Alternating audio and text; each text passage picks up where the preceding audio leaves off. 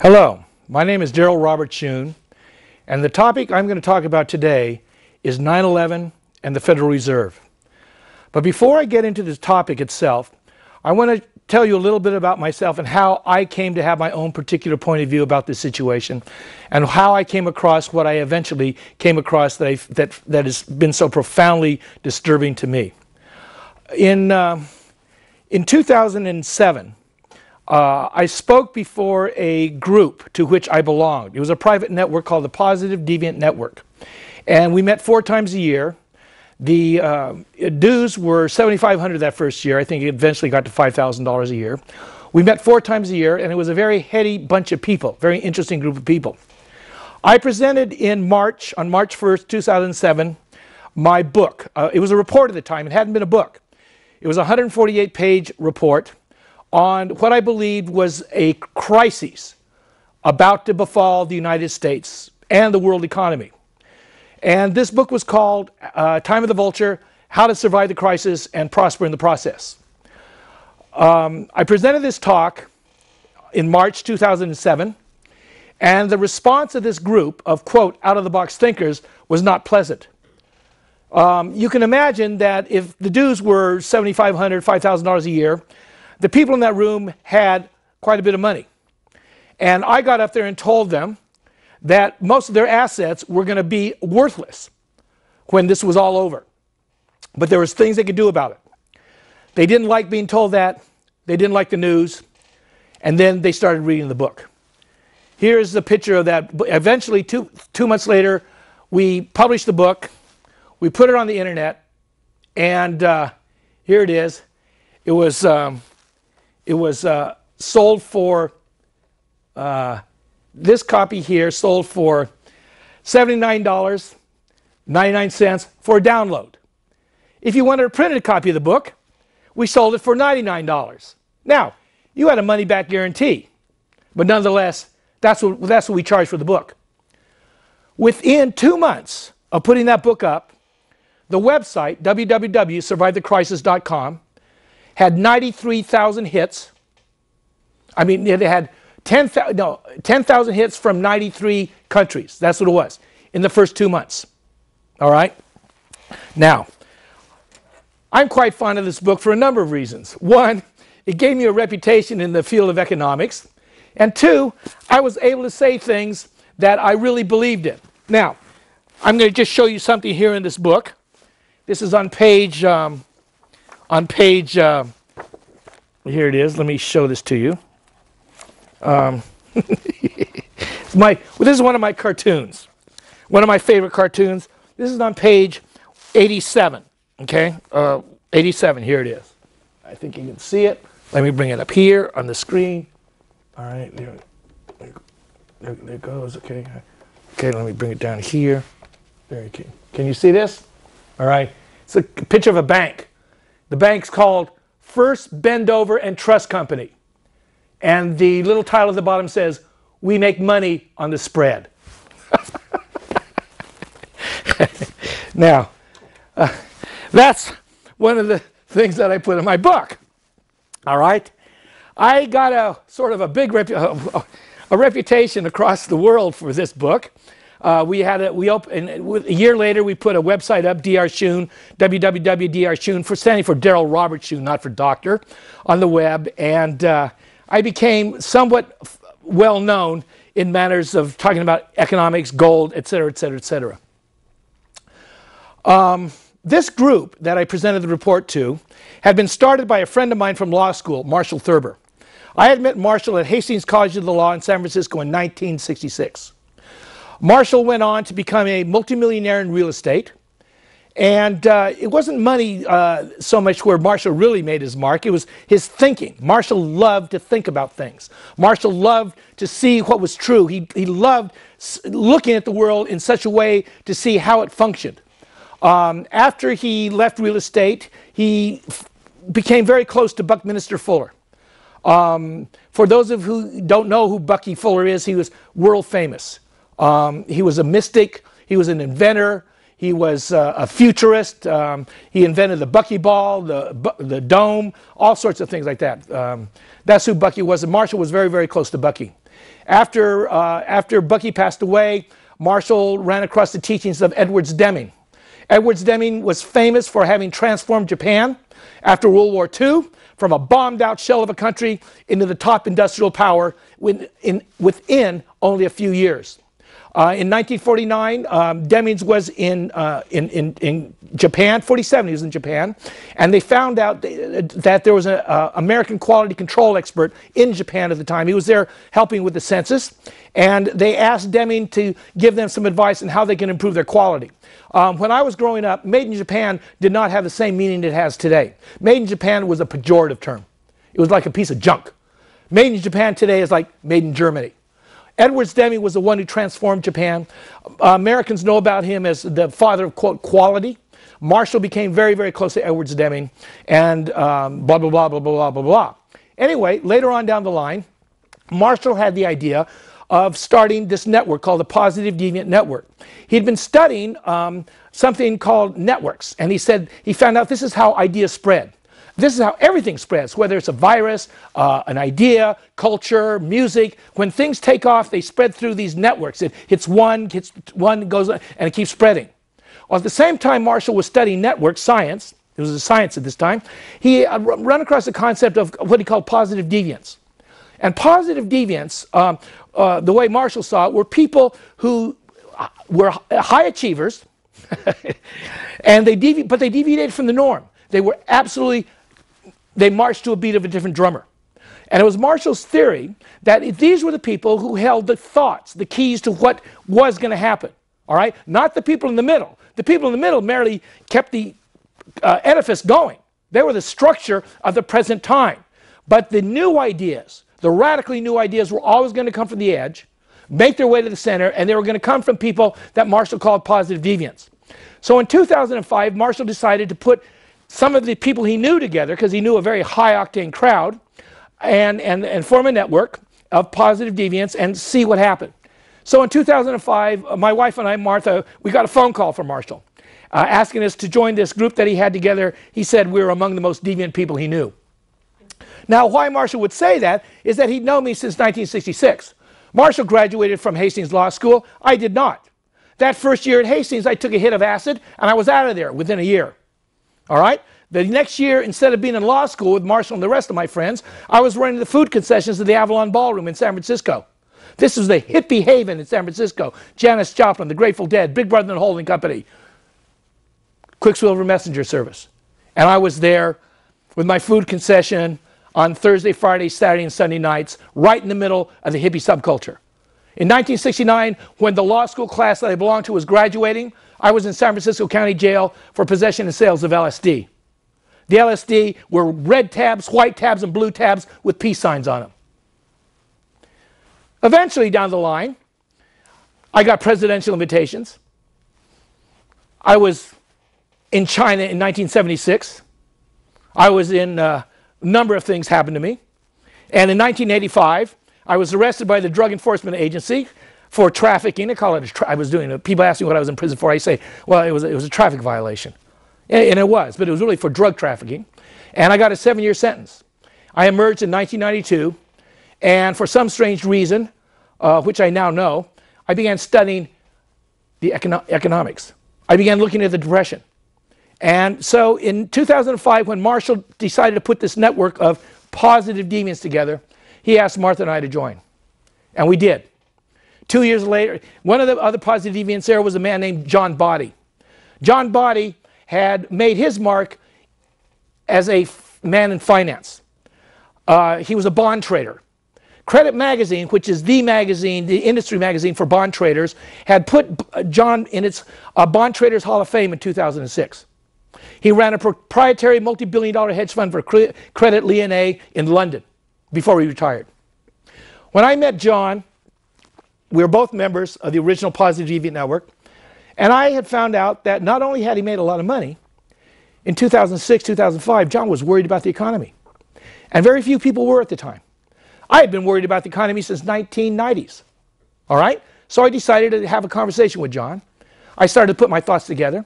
But because John was such a guy in the field of finance, my thoughts couldn't just be, it's going to go to hell in a handbasket. It turned into a 148-page report I presented it to the Positive Deviant Network, March 1st, 2007. Within that year, $2 billion hedge funds collapsed in July. In August, a worldwide credit contraction spread across global markets. And 2008, stock markets, Wall Street banks, AIG, the largest insurance company in the money, hit the dust. But what I'm going to talk about today is another book that I presented to the Positive Deviant Network. This book led me to what I now know about 9/11. The year before, we presented How to Survive the Crisis and Prosper in the Process, Time of the Vulture, to the PDN. Martha and I presented another book to that group of people that we knew at the time. All right? And this book was quite different than my book on money. This book was, there is, you think you pull it in here. Okay. Well, let me get it here. This isn't working quite. Here we go. All right. I think you can catch it here. It's called Light in a Dark Place, The Prison Years by Darryl Robert Schoon, forward by Marshall Thurber, my friend of the Positive Deviant Network who formed it, all right, my friend from law school. And in this, I had a series of essays, poetry, many things I had written when I was in prison. But among those things was a story that I wrote when I was there. And it was a true story. In my first week in prison at Lompoc Federal Prison Camp, California, I had met Howard Hughes's private banker. Now, as I say in this book, Light in a Dark Place, I never would have run into Dr. Norman Bernard Therian on the outside. We ran in different circles. Norman, before he worked for Howard Hughes, worked for Daniel K. Ludwig, a man even richer and more secretive than Howard Hughes. The first year the Forbes 500 came out, he was the richest man in the world. Norman worked for Daniel Ludwig. Then he went to work for Howard Hughes. Then he went to work for Adnan Khashoggi. I didn't know any of these people. I had quite a different lifestyle. But in the fall of 1986, our paths crossed at Lompoc Federal Prison Camp. Norman said, I never asked him what he was in there for, and we became very close friends. And Norman said that he had an appeal, that he was innocent. Well, most people I knew in prison were guilty. And if Norman believed he was innocent, so be it. Maybe he was. And he fully expected to get out as his appeal was being heard. In March 2007, his appeal was turned down. And what he did was, he came to me and he said, Darryl, I know you write. And I want you to do something for me, a favor, if I could ask it of you. I'm going to tell you a story. I want you to write down this story. And I want you to put it away for safekeeping, where nobody can get to it. And I told Norman I would. That evening, Norman told me to come to his cube. This is in prison. This is an area where you live. And Norman said he had some papers he wanted to show me. All right? The paper was in a box, like a 8.5 by 11 series of papers. All right? And Norman, the first paper Norman showed me was this. All right? It was this part. This is, you can't read it because they're too small, but this says who these people are on the board of directors. Now, if you look at this thing close up, I want you to see the letterhead. The letterhead is Trans Global Movie Productions Company. All right? And it's addressed to Lord Cranborne, 2 Swan Walk, London, England. And it's addressed to Lord Cranborne, and it's a letter of introduction, introducing Dr. Bernard Norman Therian, my friend at prison at Lompoc, to him. And he's being introduced on the part of this group, calling themselves Trans Global Movie Productions, to raise funds for the Afghan resistance. Now, so I look at it, just as you're looking at it right now. All right? Norman said, Darryl, look at the letterhead. And I did, right here. All right? I want you to read you who's on that letterhead. Norman said, look at the chairman, the chairman of the letterhead on Transglobal Movie Productions, I read it. This is a movie production company, allegedly, all right? New York offices. And I read the letterhead, and it says, General Robert E. Cushman, retired, USMC. That's an acronym. It stands for United States Marine Corps. General Robert E. Cushman was the retired commandant of the United States Marine Corps. And not only was he the retired commandant of the United States Marine Corps, he was a former deputy director of the CIA. Norman proceeded to tell me a story almost no one knew. And that story was told to me under the strictest of circumstances. He didn't want that story out. He didn't want anybody to know that he had told somebody about that story. This was 1987. Norman then proceeded to show me other documents and proceeded to tell me an extraordinary story. How, in 1983, he had been approached by representatives of Transglobal Movie Productions to raise money from the Saudi royal family, who he had very close ties with. Norman said he really thought this was a crackpot idea, but as a banker, he'd heard a lot of crackpot ideas. He said, sure, I'll ask him for you. My cut is 2% of the monies raised. They were looking for $500 million, $500 million. Norman said, sure. I mean, all they're going to say is no. That's what he thought. All right? And he proceeded to do it. Norman said that meeting ended up with him meeting me in Lompoc Federal Prison in 1986. What had happened? And this story is told in this, what I'm showing you here, in this book, Light in a Dark Place. But I added, for the second edition, another story to Norman's story. But it's connected to Norman's story.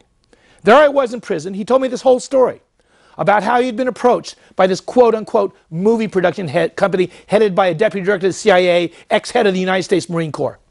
Norman thought it was a crackpot idea, but it had legs, as they say in the story. It had legs because they were connected. They had reached earlier, they had talked to Zahir Shah, the king of Afghanistan, who agreed to head a provisional government to receive the money from the Saudis on one condition. On one condition. Zahir Shah in the early 80s was living in exile in Paris. And his condition was this, that he receive official U.S. recognition before he went any further. When Norman heard this, he goes, how are we going to get official U.S. recognition? This is a movie production company. And he was assured by the president of Transglobal Movie Productions, Perry Morgan, don't worry. Cushman's wired in the White House at the NSA. The NSA, National Security Agency. The National Security Agency. This is the top intelligence agency of the United States government. The CIA works for the NSA. Norman didn't know what to believe him. 2 months later, he gets a phone call from Bill Clark, giving him permission. What eventually happens is, General Cushman, after the Saudis have agreed to give the money, after Norman asked them, General Cushman is letting Norman in on another part of the deal. I mean, they're buddies now. They're like this. They're engaged in this. I mean, after all, Cushman sent Therian over to ask the Saudis for $500 million, and Norman came up with the money. So Cushman tells Norman, he says, listen, he says, I'm going to, this is what we're going to do. I've got a side deal going. With some of this money, we're going to buy these captured arms that Israel captured from Syria during the Six-Day War. I don't know if you guys are familiar with history at all, but anyway, 1967, Syria invaded, or not Syria invaded, yeah, Syria invaded Israel. Israel came back across, just wasted the Syrian army. The Syrian army fled, left all their brand new Russian equipment behind them. The Israelis, nobody knew what happened, but evidently the Israelis captured all these arms, tanks, guns, cannons like that, and stuck them in a warehouse. Put them in a warehouse. Why? Because the Israelis didn't need Russian arms. They had the best arms the United States could give them at the cheapest prices ever. In fact, on a loan, probably interest-free loan. So Cushman tells Norman, this is what we're going to do. There's another man on the board of directors of Transglobal Movie Productions, Rabbi Morton Rosenthal. Now, what the heck is a rabbi doing on the board of directors of a movie production company? Well, I'll tell you. Rabbi Morton Rosenthal, Reformed rabbi, has as much business doing on that board of directors of Transglobal Movie Productions as General Robert E. Cushman, former deputy director of the CIA and past commandant of the United States Marine Corps. Both of them were up to no good. If you Google Rabbi Morton Rosenthal and another one of the people on the board of directors, John Speller, Jonspeller, Rabbi Morton Rosenthal, I think you can figure it out, you're going to come up with some very interesting information. Some of the information ties them to the assassination of Indira Gandhi, or at least to the people who were involved in it. And it also says that Dr. John Speller and Rabbi Morton Rosenthal had a company called Transglobal Resources. Boy, Transglobal Resources. Doesn't that sound a lot like Transglobal Movie Productions? But we do live in a world of coincidences, don't we? Anyway, when Robert Cushman told Norman this, Norman had a cow. Why? Because Norman's friends were the Saudis. And Norman told Cushman, if the Saudis find out that we took their $500 billion and with some of that money bought captured arms from the Israelis and then sold it at a profit to the Afghanis, they are going to be nuts. Now Norman, because the Saudis were his people, he brought them to the table. He didn't want them to get mad. Because he thought forever, remember, you're the guys that sold us into this deal. So he told Cushman what he believed. Cushman listened to him and said, yeah, all right, okay, I'm not going to do it. Well, what happened is, he did do it. And 2 months later, Norman got a visit from his ex-lawyer, Ronald Soblowski. He'd done, oil deals with him. And Soblowski shows up on his doorstep in Brussels. All right, Norman was living in Europe at the time. All right, and he had a letter. And the letter was from General Robert E. Cushman informing Norman that Norman was no longer connected with Transglobal Movie Productions, that Ronald Soblowski was taking his place. Well, Norman hadn't got paid his 2% of the $500 million yet. He wasn't going to like this. That's $10 million. Now, it didn't matter if Norman thought this deal was never going to go anywhere. It went somewhere. $500 million was raised. He got cut out of the deal at the last minute, and Norman had the proverbial cow. And to keep Norman from talking, well, and he did talk. He told the Saudis that 2 Jewish guys, Ronald Soblowski and his half-brother Perry Morgan, had blah, blah, blah, blah, blah. But the money was gone. Money was gone. And it was too late. Within a year, Norman was arrested in Europe, illegally extradited back to the United States, and put in prison. I'm going to show you what it was. This is the letter. This is the letter from, see this here? I want you to sign it. That is the signature of the former deputy director of the CIA, General Robert, U.S. Marine Corps, retired. All right. I assume this address here is his home address. That's General Robert E. Cushman's home address. This little, what's left of the flag is probably, I don't know, Marine Corps flag or his little personal flag or whatever he did. But let me assure you, this is from Robert E. Cushman informing Norman that he's out of the deal. All right? Well, folks, the deal is this. 9/11 and the Federal Reserve. Who would have thought? I'm going to go back, talk about what I was talking about with Transglobal Movie Productions, headed by General Robert E. Cushman. It was basically a skim. The Reagan White House was going to skim the funds, and this is what Norman eventually told me. They had asked Norman to go raise the money from the Saudis. They knew he was tightly connected with the Saudis, and I asked Norman, 1987. We're walking around the track in prison. I said, why did they ask you? Why did they come to you? Norman said, I don't know. I mean, I don't know why they asked me. I just did it. And I thought about it, all right?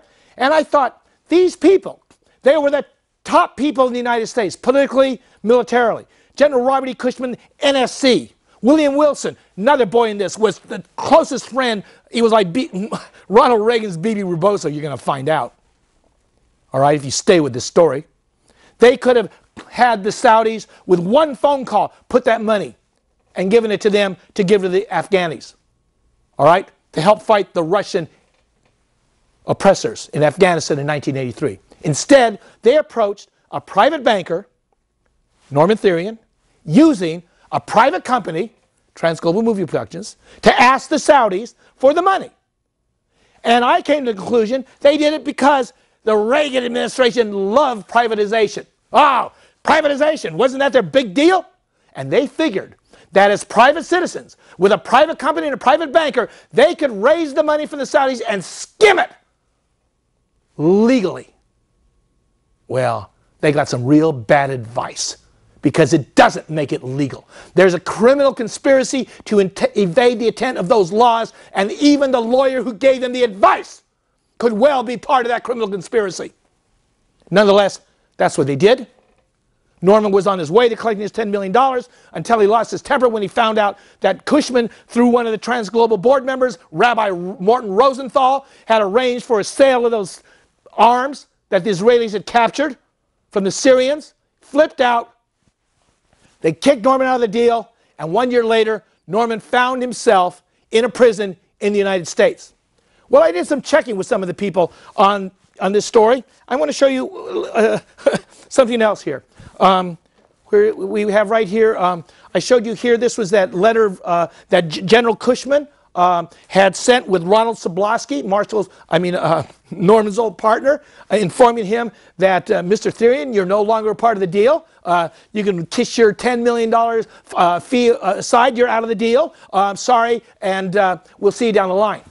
1 year later, Marshall's in, excuse me, it's not my friend Marshall. Thank God Marshall knew I was in prison. It was only my friend Norman Therian, okay? Norman's in prison, all right?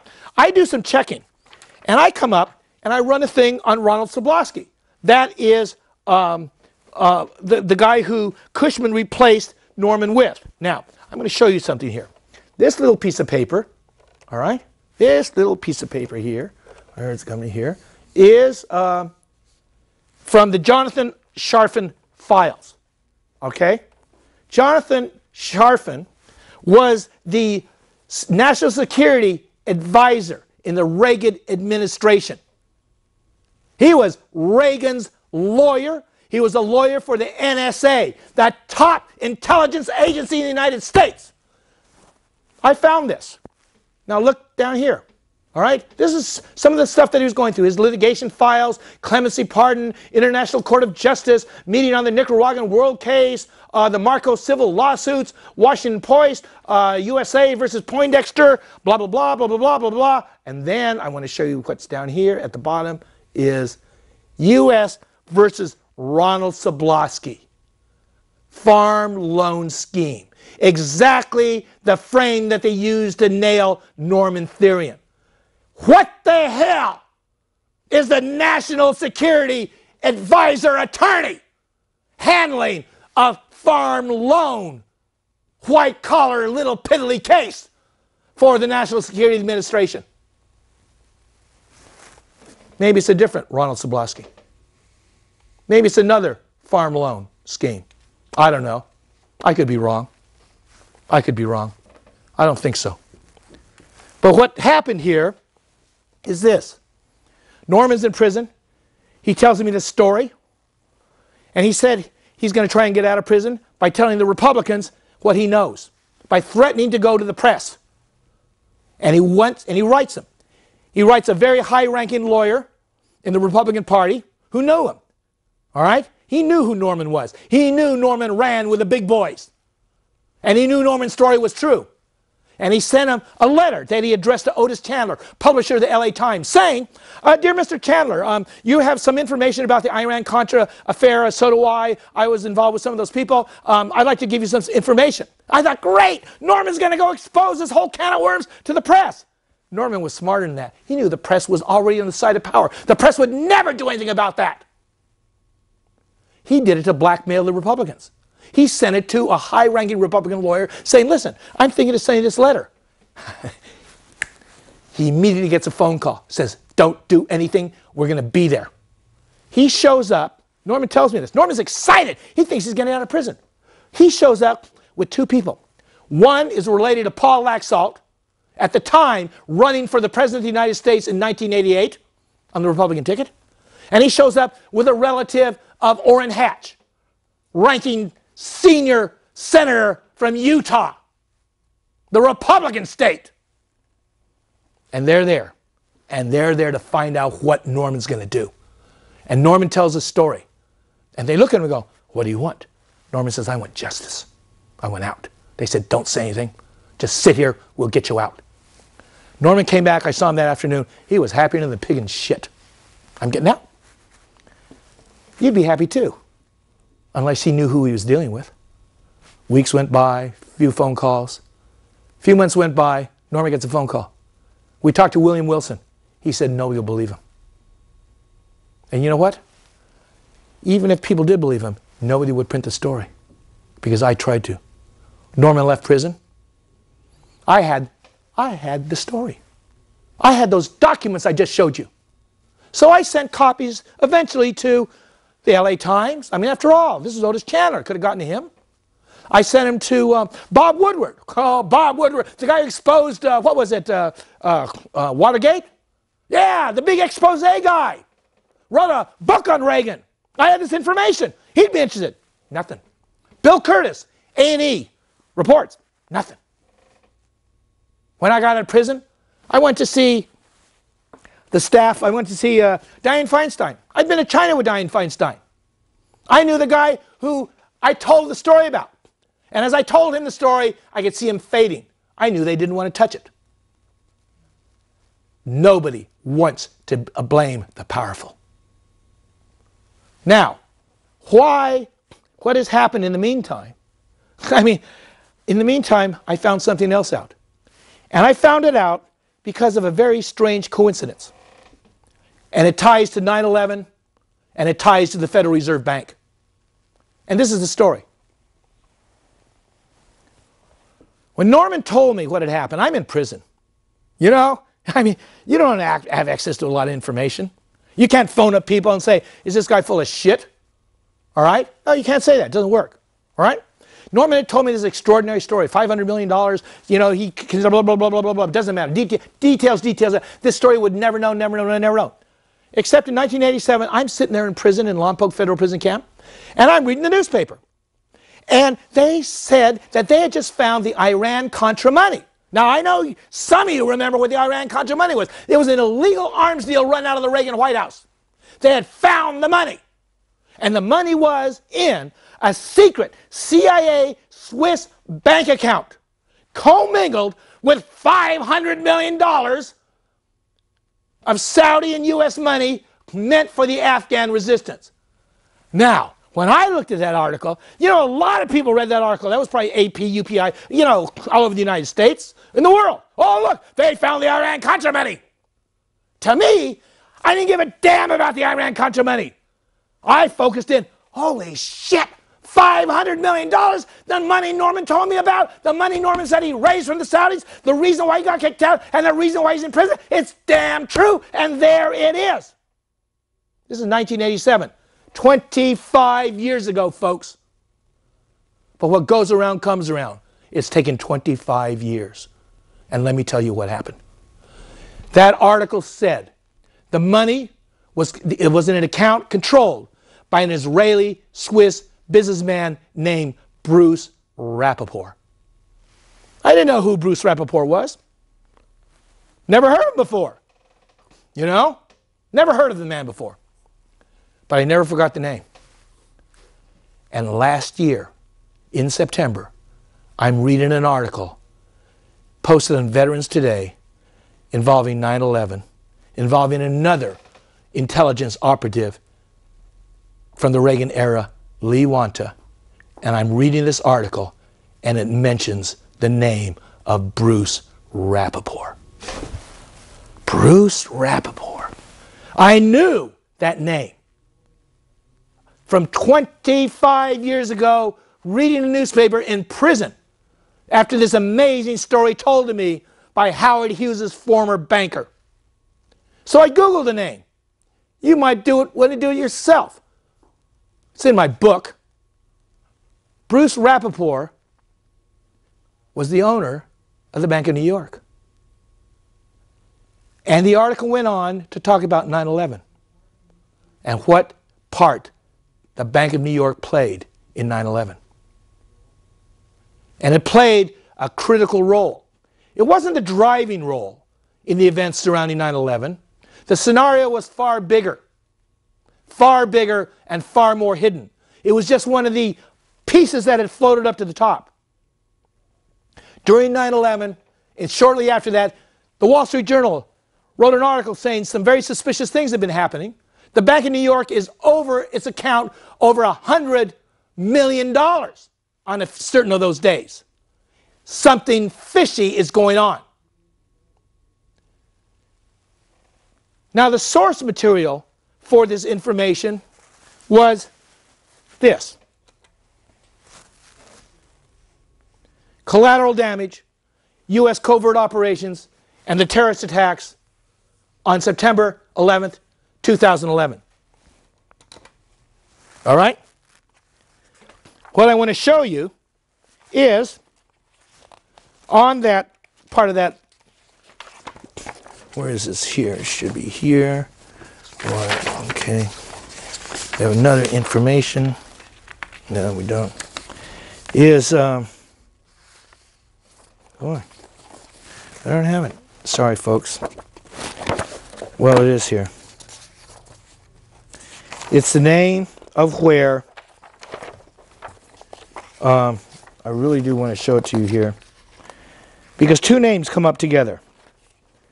And the two names are really worth looking at.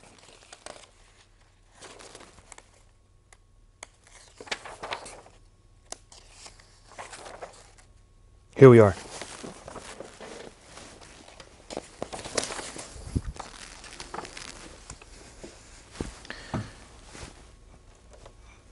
All right, here we are. Look at this, folks. Bruce Rappaport. At the top of the list, George W. Bush, the father, Adnan Khashoggi, Oliver North, Richard Secord, Bob Gates, head of the CIA later, Dick Cheney, Richard Armitage, Porter Gross, CIA, Robert Mueller, FBI. These are people, and Bruce Rappaport. Bruce Rappaport. These people were involved in the Iran-Contra affair. And it was the same group of people that were later involved in the events surrounding 9/11. When I saw Bruce Rappaport's name on that report, it caused me to go the extra mile. It caused me to look and read this report in a different way than I ever had before. What happened on 9/11? Oh, we all saw it. We all saw those Twin Towers fall, and we heard the stories. How in the hell can two buildings fall like that? Made out of steel, made to withstand an airplane collision, and they fall like demolition. Oh, and they had some stories. Just like they had the story about how a single bullet went into the back of John F. Kennedy's head, you know, made a circuitous route that made a around-the-world cruise look like a straight line, and that's how it happened. And not only did two of the Twin Towers fall, a goddamn building a quarter mile away wasn't even hit by a fucking airplane, and it collapsed. Boom! Wow! How did this happen? And you know what? We all have our suspicions, but nobody really knows how it happened, because it's so big, it scares the living daylights out of everybody. 9/11 is like the fart in the room that nobody wants to acknowledge. Right now, all you people are thinking, not all of you, I don't vote, but the ones that are voting are going to the polls. And you're going to vote for either Barack Obama or you're going to vote for Mitt Romney. All right? And this is what you're thinking about. And 9/11 hangs there with all its unanswered questions, and you are afraid to ask. Well, this report, Collateral Damage, gives the answers. And it asks the question, wonder if it wasn't a terrorist attack. Wonder if it wasn't a quid pro quo. You know, you hate us, we're Muslims, we hate you, screw you, we're going to send some airplanes in the World Trade Center, screw you, watch it, boom, it happened. Wonder if it wasn't that at all, the collateral damage report says. Wonder if it was highly targeted, which explains how an airplane that allegedly crashes into the Pentagon made this roundabout trip that nobody could even make. An airplane of 757 with an experienced pilot could even come across so low to the ground and blast into the Pentagon and hit it there. I mean, that's just one of the questions. Or how a building can fall down, not even hit by anything, because you're too afraid to ask. And it said, wonder if it was a targeted attack. Wonder if it was meant to happen and hit exactly where it did happen. And then it gives us some statistics. 40%, 41% of the casualties of the World Trade Center, two companies. Cantor Fitzgerald and Eurobonds. These are among the largest bond traders in the world. Bam! 41% of the fatalities. Pentagon, 31% of the fatalities, Office of Naval Intelligence. They had just moved into their offices a half a month before. A half a month before, it was empty, it was being redone. This was a targeted attack, this report alleges. And what happened is, when I saw Bruce Rappaport's name, it got my attention. It got my attention so much that I really read this report. And I really saw what it was saying. And it has to do with Russia, but not Russia the enemy. It has to do with the dissolution of Russia and how Reagan's old boys, the same boys around the Iran-Contra, and Bruce Rappaport and the whole gang, along with some of the Rothschilds, some of the Mossad, some of these other power boys out there, went in there with stolen gold from China. Now, I don't know if you've ever heard about it. You don't hear about the stuff they don't want you to know about. This is not by accident. They go a long way out of their way so you don't know, so you won't ask questions. And even when you do know things, you're still too damn scared to ask the damn questions that stare at you like a pimple on a 12-year-old's face. Because you're afraid of the answers. My only thought is, we're headed for the drink economically. My first book, I predicted what was going to happen, and much of it did. In March 2007, I said U.S. real estate is going to lose 40 to 70% of its value, and it has. I said the stock market could drop 70 to 90%. It hasn't. Let me assure you, it will. And I said the paper currencies are going to become worthless. They're about to. The euro is going to be the first victim. The U.S. dollar is going to be the last. First, last, it doesn't matter. Oh, it does. In the small scheme of things. In the large scheme of things, it doesn't. In my new edition of that book, I have one little added piece in it. It's the last piece, and it says this. It's going to get better, but first it's going to get worse. Now, maybe you people in this country, 4th of July, you put out your flags, put your hand over your heart. You remember the people who gave their lives for freedom, and you don't have the guts to ask what's going on. A friend of mine last week told me to watch a movie. The movie was called Zero, 9/11. Zero, an investigation into 9/11. Now, I've seen a lot of stuff. I read a lot of stuff. I don't have much time at all. I don't have time to do the stuff I'm supposed to do. But because I knew I was going to talk about 9/11 and the Federal Reserve, I decided to watch the movie. Stunning. I recommend you watch it. It's on the web. It's free. Internet. Zero. That means there was no investigation. Zero. An investigation into 9/11. It's done by an Italian company. And it's in English. Why in the hell is an Italian company doing a movie in English? Because it wants Americans to look at it. It wants a nation too scared of the future to look at its past. And I recommend each and every one of you do it. Zero. The investigation into 9/11. Bruce Rappaport's bank, the Bank of New York, was involved in a $250 million cover-up of illegally issued bonds issued in 1991 to buy up the resources of Russia, which was disintegrating the oil, gas, all its natural resources. These illegal 10-year bonds were floated out of the market, and they were due to be cleared on September 12th, 10 years later. There were already investigations around the world going on about this money, this bonds. The money, the source was stolen gold from China, stolen by the Japanese prior to World War II, discovered by the Americans and Marcos after World War II, after they tortured Yamashita's driver and executed General Yamashita, who hid the gold, and decided not to give this gold back to the Chinese. It's a communist country then. Besides, nobody knew about it. It's our gold, isn't it? Billions of dollars worth of gold. Billions that were washed through Barrick. You know who was on the board of Barrick? The world's largest gold mining company that didn't even exist before 30, 40 years ago? George Bush Sr. Coincidence? Sure.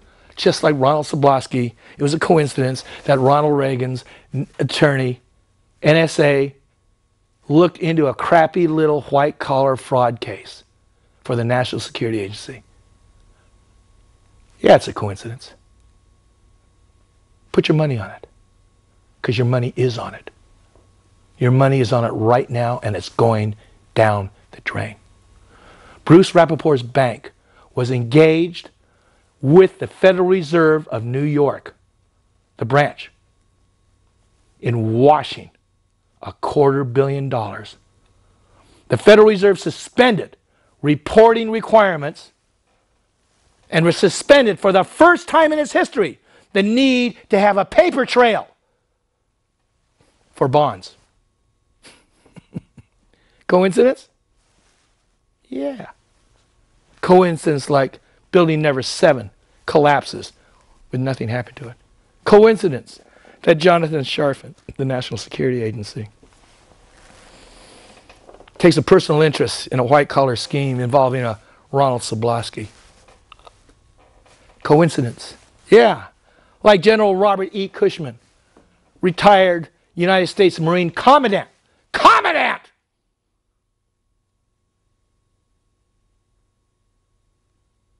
Deputy Director of the CIA, former, is head of Transglobal Movie Productions. Coincidence? Well, you can Google this report on the web. It's called Collateral Damage. It's attributed to an E.P. Heidner. And it gives you, it fills in the spaces. It truly, truly does. Pictures, all right? It's got 216 footnotes. You know? Amazing document, folks. Amazing document. If you want to know the truth, it's there. But you got to look and you got to believe it.